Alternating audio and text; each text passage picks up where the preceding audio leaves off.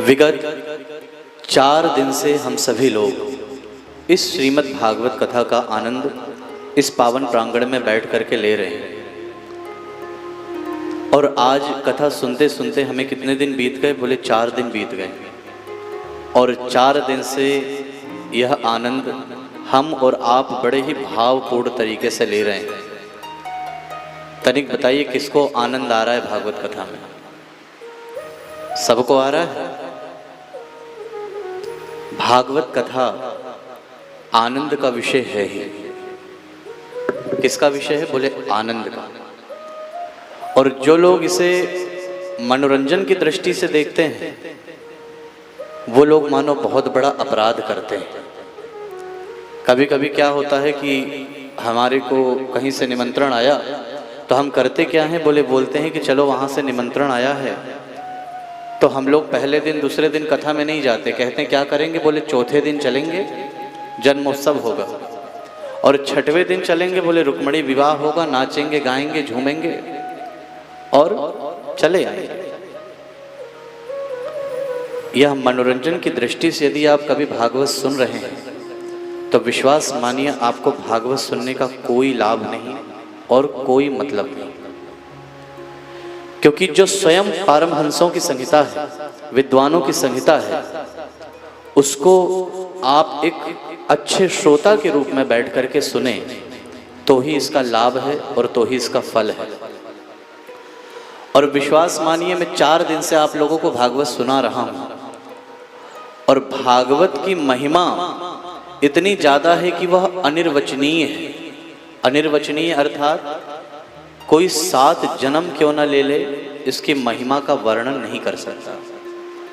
अगर कोई ये कहे कि मैं भागवत कथा सुनाता हूं तो समझ लो वो वक्ता हो ही नहीं सकता।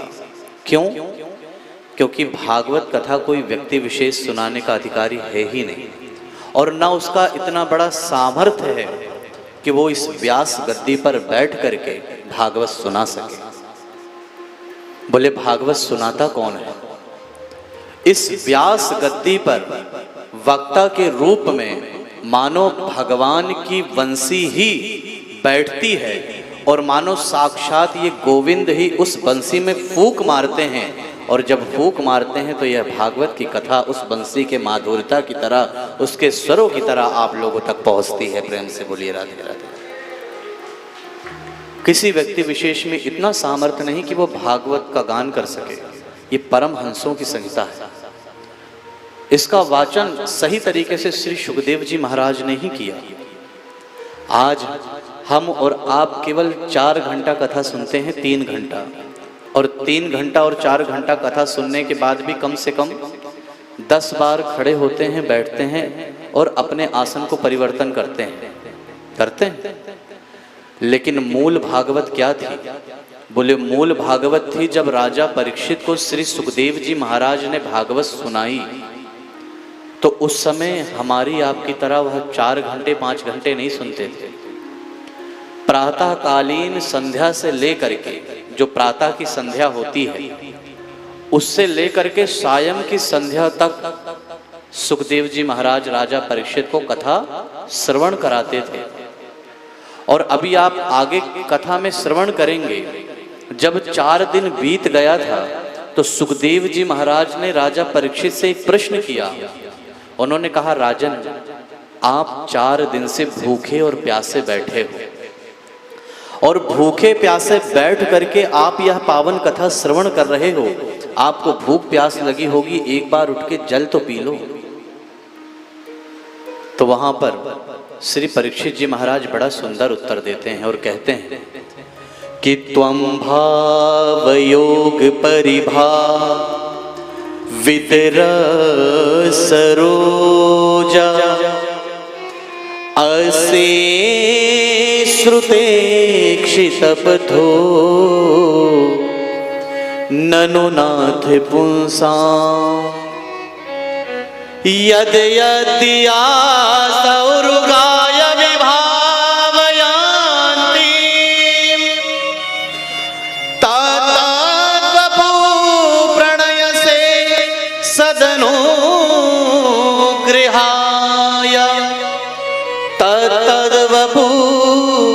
यसे सदनो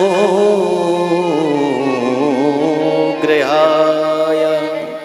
कहते हैं गुरुदेव भगवान, आप कहते हो भूख लगी हो तो भोजन कर लो, प्यास लगी हो तो पानी पी लो, लेकिन सच बताऊं कि जब मैं 4 दिन से जो यह भागवत सुन रहा हूं तो मेरे अंदर की भूख प्यास सब मिट गई।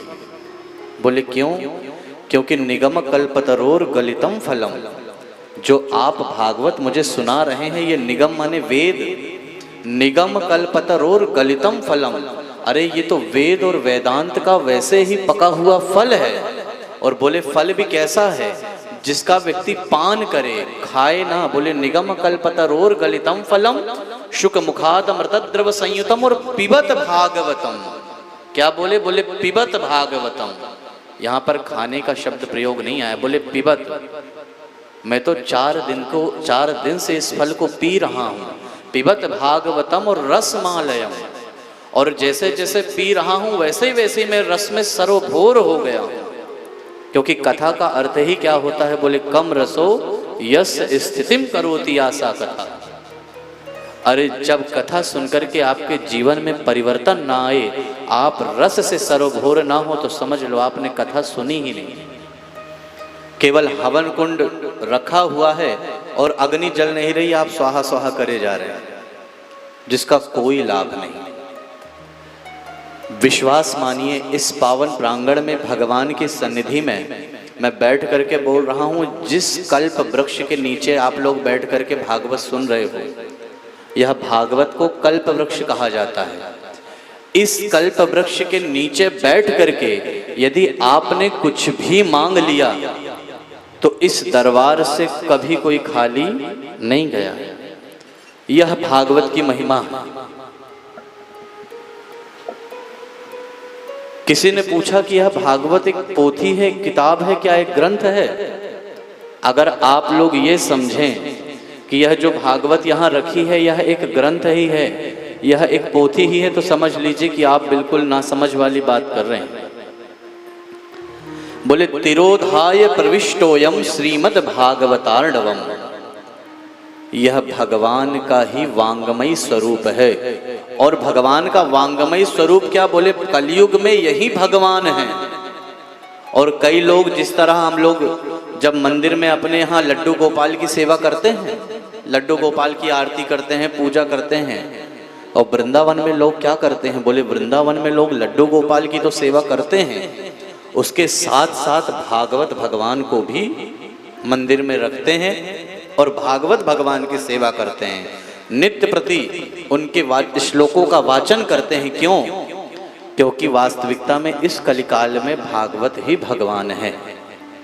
अभी थोड़ी देर पहले कल जब हम आरती कर रहे थे तो हम क्या बोलते हैं आरती में? भागवत भगवान की है आरती और पापियों को पाप से है तारती। तो भागवत भगवान की है आरती, केवल भागवत की है आरती नहीं, बोले भागवत भगवान की है आरती। तो यदि ये समझा जाए कि एक पोथी मात्र है, एक पुस्तक मात्र, एक ग्रंथ मात्र है, तो ये उचित नहीं है। तिरोधाय प्रविष्टोयम श्रीमद् भागवतार्णवम, यह वह ग्रंथ है जो साक्षात ब्रह्म स्वरूप है। और आप सब निश्चित ही बड़भागी हैं जो भगवान की सन्निधि में बैठ करके और इस वृंदावन धाम में बैठ करके आप ये भागवत सुन पा रहे हैं।